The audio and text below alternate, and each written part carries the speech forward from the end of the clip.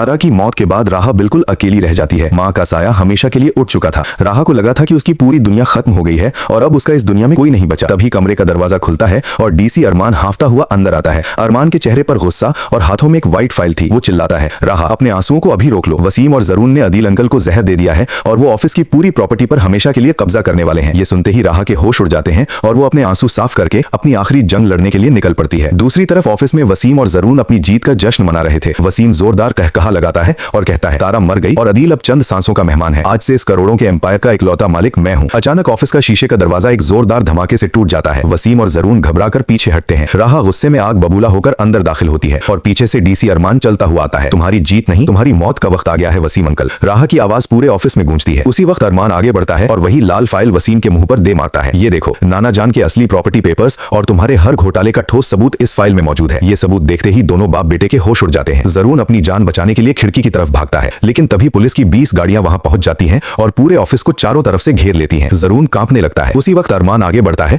और जरून का कॉलर पकड़कर एक जोरदार थप्पड़ उसके मुंह पर रसीद करता है। तेरी हिम्मत कैसे हुई एक यतीम लड़की का हक मारने की। पुलिस आगे बढ़ती है और दोनों को ऑन द स्पॉट हथकड़ी पहना देती है। अगले ही दिन कोर्ट में जज ठोस सबूतों को देखते ही वसीम और जरून को 10 साल की सजा सुना देता है और दोनों हमेशा के लिए जेल की सलाखों के पीछे चले जाते हैं। इधर आसिया अपने घर में बतूल को धमका रही होती है कि अब हमारा राज होगा, लेकिन अचानक टीवी पर जरून और वसीम की गिरफ्तारी और 10 साल की सजा की ब्रेकिंग न्यूज चलने लगती है। अपना सारा खेल खत्म होता देखकर आसिया के होश उड़ जाते हैं। उसी वक्त आसिया के दिल में एक शदीद दर्द उठता है और वो वहीं फर्श पर गिरकर तड़पने लगती है। हॉस्पिटल पहुंचने पर डॉक्टर्स बताते हैं कि आसिया को इंस्टेंट हार्ट अटैक आया है और उसकी पूरी बॉडी पैरालाइज हो चुकी है। उसके गुनाहों की सजा उसे फौरन मिल जाती है। अपनी मां की ये खौफनाक हालत देखकर बतूल डर के मारे रोने लगती है और बेहोश होकर गिर जाती है। डॉक्टर्स चेक करके आते हैं और बताते हैं कि बतूल मां बनने वाली है। बतूल होश में आते ही घुटनों के बल गिरकर राहा के आगे हाथ जोड़ लेती है। मुझे माफ कर दो राहा, मैं अपने शौहर और मां की बातों में अंधी हो गई थी। अब तो मैं जरून के मासूम बच्चे की मां बनने वाली हूँ। मेरा और इस बच्चे का क्या होगा। राहा का दिल बिल्कुल पिघल जाता है और वो बतूल को गले लगा लेती है। तुम मेरी बहन हो बतूल, और तुम्हें और इस बच्चे को मैं कभी अकेला नहीं छोड़ूंगी। ये खूबसूरत मंजर देखकर पीछे से अदील आगे बढ़ता है, जो अब जहर के असर से बिल्कुल ठीक हो चुका था। अदील की आंखों में खुशी और फख्र के आंसू होते हैं। वो प्यार से अरमान का हाथ पकड़कर राहा के हाथ में दे देता है। अरमान बेटे, तुमने आज मेरे पूरे खानदान को बचा लिया। तुमसे बेहतर राहा का हमसफर कोई नहीं हो सकता। उसी वक्त हॉस्पिटल के लॉन में ही काजी साहब को बुलवाया जाता है और सबकी दुआओं के दरमियान